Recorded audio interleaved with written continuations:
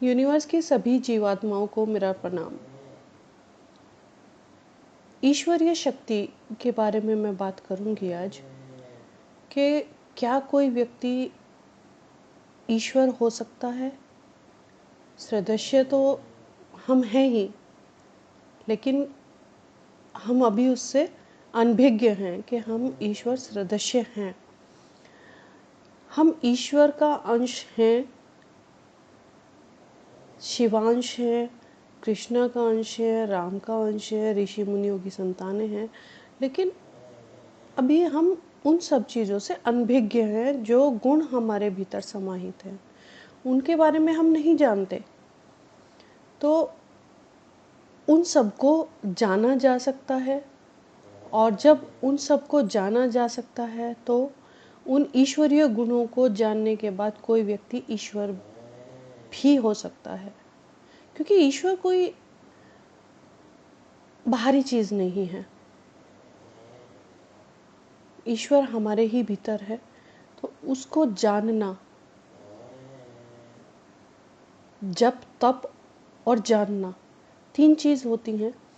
तो जब हमारी आत्मा इन सब चीज़ों को जान जाती है तो वो ईश्वरीय गुण को डिकोड कर लेती है। और जब ईश्वरीय गुण डिकोड हो गए तो व्यक्ति ईश्वर ही हो जाता है। मैं समान भी नहीं बोलूँगी, वो ईश्वर ही हो जाता है।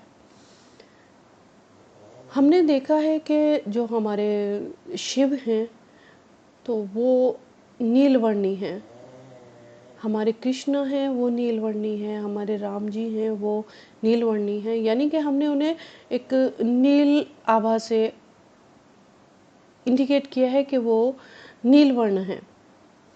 तो ऐसा ही कुछ मैं अपना एक अनुभव आपके साथ शेयर कर रही हूँ। जो मैंने देखा वो मैं सब आपको बता रही हूँ। अभी कुछ वक्त पहले हमें अपने गुरुवर के साथ सत्संग करने का मौका मिला, उनके सानिध्य में बैठ के। मैं और मेरी एक गुरु बहन हैं जो कटरा से हैं, हम दोनों बैठे गुरुजी से बातें कर रहे थे। तो बातें करते करते अचानक कुछ ऐसा हुआ जो गुरुजी के अंदर मैंने परिवर्तन देखा। अब परिवर्तन जब देखती हूँ तो ऐसा लग रहा था जैसे कुछ वो फाइट मोड में आ गए हैं, कोई चीज़ उन्हें परेशान कर रही है। तो जब वो फाइट मोड में आ रहे हैं तो यानी कि उनके अंदर जो एक कहते हैं ना गुस्सा या कोई ऐसी चीज़ आ रही है, आवेश आ रहा है, तो जो उनके कान थे वो साइडों में पूरे खुल जाते थे, ऊपर की तरफ से। नीचे तो हिस्सा ऐसा ही है, जो ऊपर का कान का हिस्सा होता है वो साइडों में खुल जाता था। फिर जब वो नॉर्मल बात करते तो वो कान ऊपर से फिर सिर पर चिपक जाते थे। तो जैसे खुलना और चिपकना, सिर्फ ऊपरी हिस्सा कान का, नीचे नॉर्मल था सब। तो वो चीज़ मैं देख रही थी। अब देखते देखते मेरी जो एक कहते हैं ना कि जब हमारे मनपसंद कोई टॉपिक चलता है या गुरु से सत्संग सुनने को मिलता है तो हम थोड़े से ध्यान से सुनते हैं। अब मैं उनको इतने ध्यान से सुन रही थी उनकी बातें। तो पहले तो मेरी नज़र उनके जो गला है उस पर थी कि वो गले में क्या क्या हलचल हो रही है। एक तरह से कहते हैं ना ठिठकना, वो मैं वहाँ ठिठक गई उस गले की तरफ। तो ऐसा लग रहा कि वहाँ तो कोई और ही बोल रहा है, कोई शक्ति है जो वहाँ से बात कर रही है, मतलब जो आवाज़ है वो आ रही है। धीरे धीरे अब जब मैंने उनके चेहरे की तरफ मेरी उनकी नज़र पड़ी, तो जैसे ही मेरी नज़र उनकी नाक पे पड़ती है तो मुझे लगता है कि ये जैसे कोई एंजल होते हैं। एक मैंने उसका ज़िक्र अपनी एक पहली क्लिप में भी किया होगा शायद। नाक नुकीली और कान भी नुकीले, बड़े-बड़े कान और नुकीली नाक। तो किसी एंजल का नाम मैं उसको दे सकती हूँ, क्योंकि वो मेरे पास जब आए थे तो मुझे एक एंजेलिक फॉर्म में ही दिखाई दिए थे। उसी तरह से उन्होंने मेरे साथ बात की थी। तो मैं देख रही हूँ गुरुजी का वो पूरा रूप वो बन चुका है। अब देखते देखते वो कहते हैं ना, कौतूहल इतना अंदर आ गया कि अब इच्छा हुई कि क्यों ना आंखों की तरफ देखा जाए। लेकिन वही है ना कि गुरु की आंखों में झांकना हंसी मजाक बात नहीं होती है। तो मैंने गुरु जी को बोला, गुरुवर मैं आपकी आंखों में झांकने की कोशिश कर रही हूँ, प्लीज़ मुझे माफ़ कर देना। तो उन्होंने बड़ी सहजता से लिया कि बेटा बिल्कुल आप लोग नहीं मेरी आंखों में झांकोगे तो कौन झांकेगा। तो जैसे ही मैं उनकी आंखों की तरफ झांकती हूँ और जैसे कहते हैं ना कि आंखें मेरी उनकी पुतलियों पर स्थिर हुई, वे तो नॉर्मल बात कर रहे हैं लेकिन मेरी पुतलियाँ उनकी आंखों की तरफ बिल्कुल स्थिर हो गई। और जैसे ही वो आंखें मेरी स्थिर हुई तो मैं जैसे उनके पार निकल गई, उनके पार निकल के देख रही हूँ कि जो दीवार पे फोकस है, रात का टाइम है, लाइट ऑन है, कमरे में जो कलर है वो ग्रीन कलर पेंट हुआ हुआ है, उनकी वीडियोस में सभी देख सकते हैं। तो वो ग्रीन कलर का उनके कमरे में पेंट है और लाइट ट्यूबलाइट जली हुई है। तो जब मैं देखती हूँ, जैसे ही मैं उनके आँखों के आँखों में देखने के बाद पीछे की तरफ जाती हूँ, मेरी नज़र पीछे की तरफ पड़ती है, तो ऐसा लगा कि एक नीला साया उनके पीछे बैठा है। फोकस है एक नीला, पूरा नीला दीवार पे पूरा दिख रहा है और वो बीच में लाइट है, फिर dark and dark and dark and dark dark dark होता चला गया और पूरे कमरे में मेरी नज़र पड़ रही है। तो वो पूरी लाइट जो है ब्लू लाइट कमरे में जली पड़ी है। जो भी लाइट हमें थोड़ी देर पहले नॉर्मल लग रही थी, वो एकदम ऐसा लगा कि पूरे कमरे में एक ब्लू लाइट फैल गई है, डार्क वाली। अब मैं देखती रही तो जैसे जैसे स्वामी जी बात कर रहे थे तो वो बॉडी जो है स्वामी जी की बॉडी के मूव के साथ मूवमेंट कर रही थी। जैसे जैसे स्वामी जी हिल रहे थे वो हिलती जा रही थी। तो ऐसा मुझे लग रहा था कि ये बात स्वामी जी नहीं कर रहे हैं, ये बात वो जो पीछे जो मुझे दीवार पे फोकस दिख रहा है ब्लू लाइट का, वो वहाँ से बात हो रही है। अब मैं देखती रही तो देखते देखते ऐसा लगा, एक टाइम आया कि वो बॉडी जो गुरुजी की बॉडी है वो तो बात करते हुए इधर उधर हिल रही है, हाथ वाथ सब हिल रहे हैं, लेकिन अब वो जो पीछे साया बना हुआ था, जो लाइट बनी थी, वो स्थिर है, बिल्कुल स्थिर थी। और मैं उसको देख के बड़ा मतलब अचंभित हो रही थी कि ये जो बॉडी है ये हिल रही है लेकिन ये लाइट क्यों नहीं हिल रही है। तो बॉडी पे भी ऐसा लग रहा था कि ये सिर्फ एक काला, जैसे कहते हैं ना, एक सिर्फ काला। अब वहाँ मुझे कोई हाथ पैर, कोई आँख नाक कुछ नहीं दिख रहा था, सिर्फ वो बॉडी ऐसी लग रही थी जैसे ये एक काली बॉडी बैठी है और इसके पीछे वो नीली छाया बनी हुई है। मतलब मैं बता नहीं सकती कि मैं क्या देख रही थी उस वक्त। सिर्फ ये चंद शब्द ही मैं बोल पा रही हूँ जो मैं एक्सप्लेन कर सकती हूँ उस चीज़ को, क्योंकि ये चीज़ें एक्सप्लेन के बाहर है। और थोड़ी देर में जब जैसे ही मेरी उनकी आंखों से नज़र हटती है तो एकदम से जैसे देखती हूँ मैं, गोल्डन लाइट एकदम कमरे में फैल गई और गोल्डन लाइट होके वो फिर नॉर्मल स्थिति में मैं उनको देख रही हूँ। मतलब क्या बोलूँ मैं वो शिव शक्ति का रूप साक्षात सामने बैठी देख रही हूँ, उस काली माँ को देख रही हूँ। तो मतलब मेरी नज़रें तो इस लायक नहीं है कि मैं ये देख पाऊँ। ये मेरे गुरुवर की ही कृपा है कि मैं ये सब देख पाई। उन्होंने ही अपने आप को मुझे वो रूप अपना देखने दिया, क्योंकि कहते हैं कि जो ईश्वर है वही चाह सकता है कि आपको कौन देखे और कौन नहीं देखे। ये एक बहुत बड़ी बात होती है। तो उस वक्त जब मैं ये अनुभव कर रही थी, उसी वक्त लक्ष्मी ने कुछ और अनुभव किया।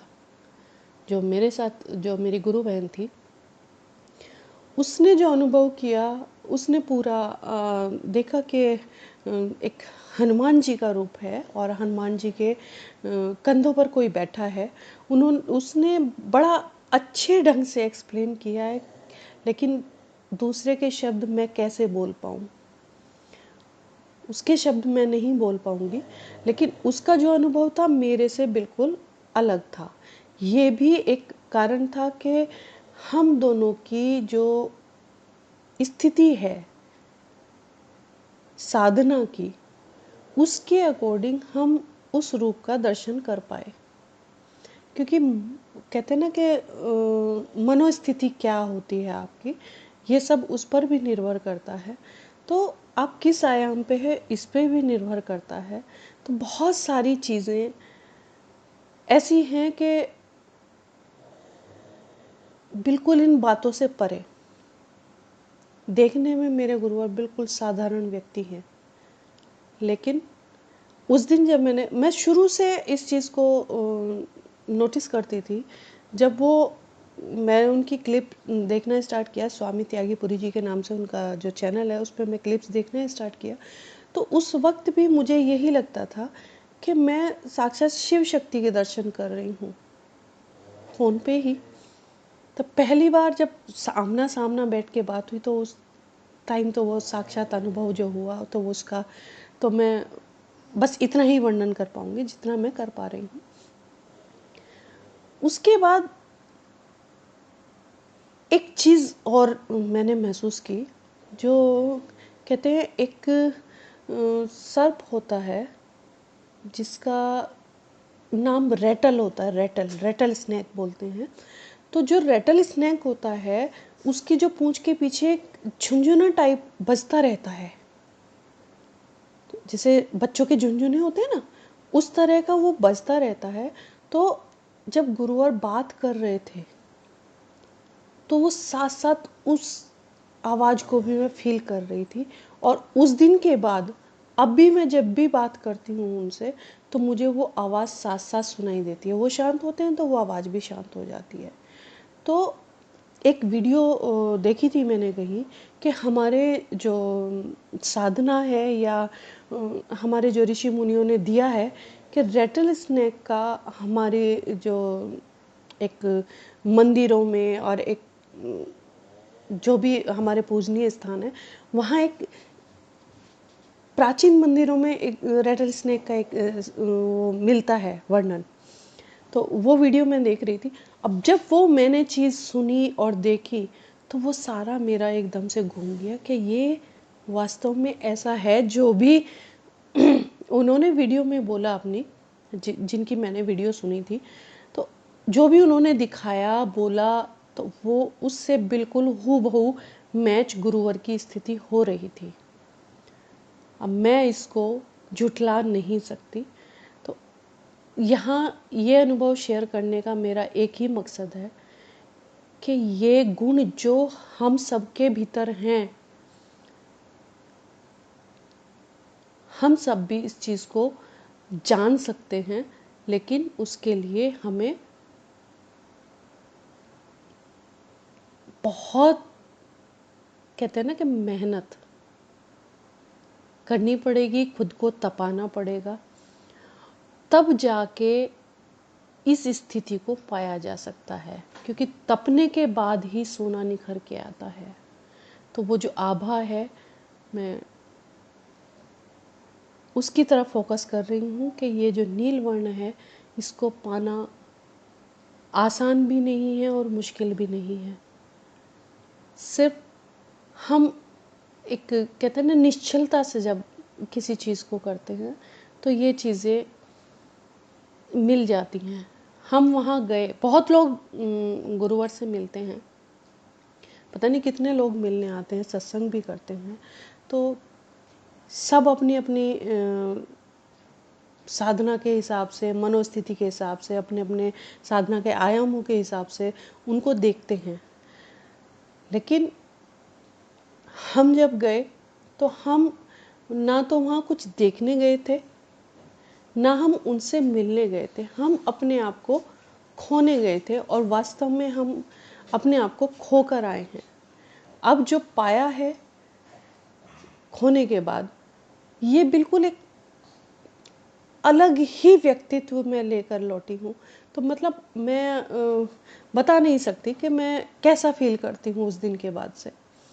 मेरी स्थिति बहुत उतार-चढ़ाव, उतार-चढ़ाव, उतार-चढ़ाव आए, लेकिन अब जाके मुझे लग रहा है कि ये सब, कहते हैं ना कि जब हम कोई चीज़ ऐसी देख लेते हैं अनएक्सपेक्टेड, तो उसका जो एक फ़र्क पड़ता है, उसके जब हम उस ऑरा में आते हैं, उस मंडल में आते हैं, तो ज़ाहिर सी बात है कि उसका इफ़ेक्ट हम पर पड़ता ही पड़ता है। तो हम वो इफ़ेक्ट लेके आए हैं, गुरुवर की कृपा हम पर बरसी है।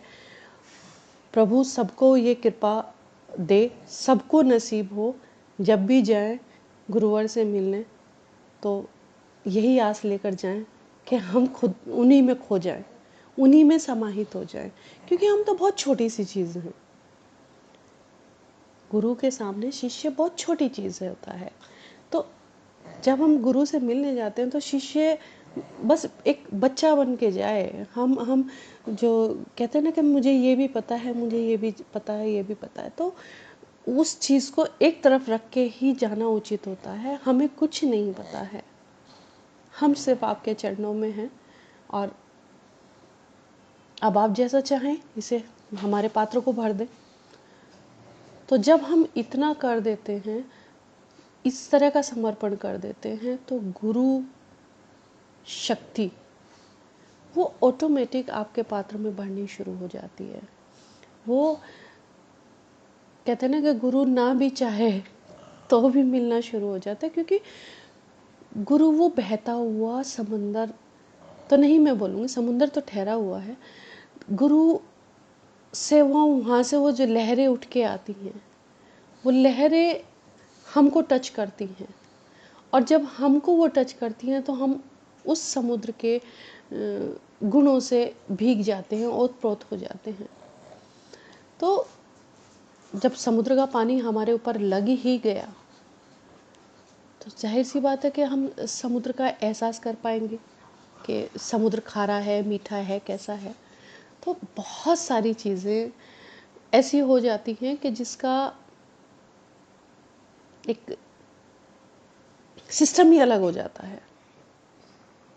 मैं पहली बार गुरुवर से इतने लंबे टाइम के लिए बातचीत की है, नहीं तो अमूमन क्या होता है कि हद से हद आधा घंटा बैठ लिए, बस इससे ज़्यादा हमारी बातचीत नहीं हो पा रही थी।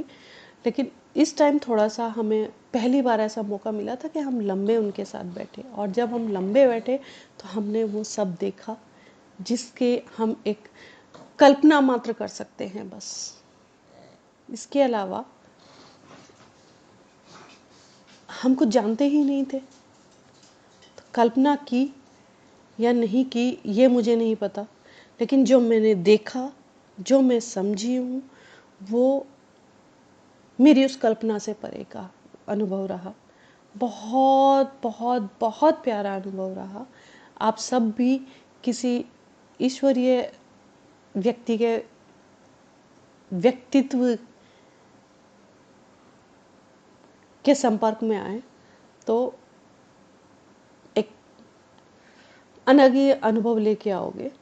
तो ऐसा मैं सबके लिए दुआ करती हूँ कि सब कुछ आप सब भी अनुभव करें, और उस ईश्वरीय शक्ति को प्राप्त करने के लिए अपना प्रयास जारी रखें, अपने आप को तपाते रहें।